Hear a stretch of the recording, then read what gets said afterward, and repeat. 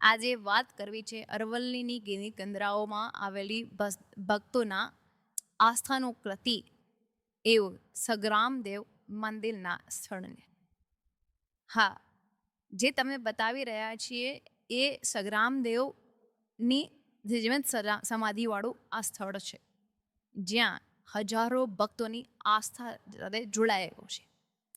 આ સ્થળ બાયડથી 20 કિલોમીટર દૂર આવેલું છે, પણ કહેવાય છે કે સગ્રામદેવની અહીંયા જીવંત સમાધિ હતી અને એ તપોભૂમિ છે.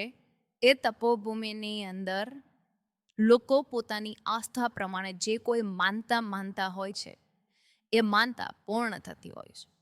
આ વાત અમે જાણી, અમે જોઈ, ઘણા બધા લોકોએ પણ કહી, તો અમને થયું કે આ વાત દર્શકોને પણ બતાવવી જોઈએ. એટલા જ માટે આજે અમે દિવાળીના પર્વ નિમિત્તે આપને સગ્રામદેવ સમાધિ સ્થળની મુલાકાત બતાવવાના છે. જોતા રહેજો સગ્રામદેવનું સમાધિ સ્થળ, જે અરવલ્લીના બાયડથી ગામડ તરફ જતા રોડ ઉપર આવતું હોય છે. મોટી તપોભૂમિ હોવાના કારણે અહીંયા એ તપનું ફળ પણ મળતું હોવાનું આસપાસના લોકોનું માનવું છે.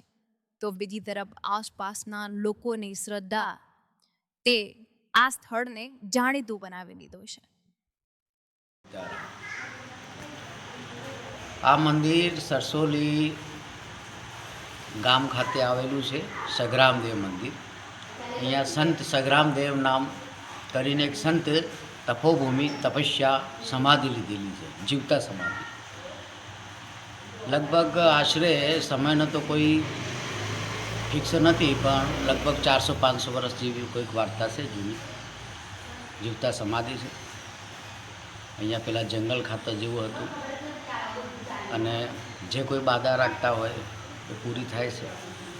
બધાય સંતો, ભક્તો, અનુયાયીઓ બધાયનો જે મનોકામના હોય એ પૂરી થતી હોય છે.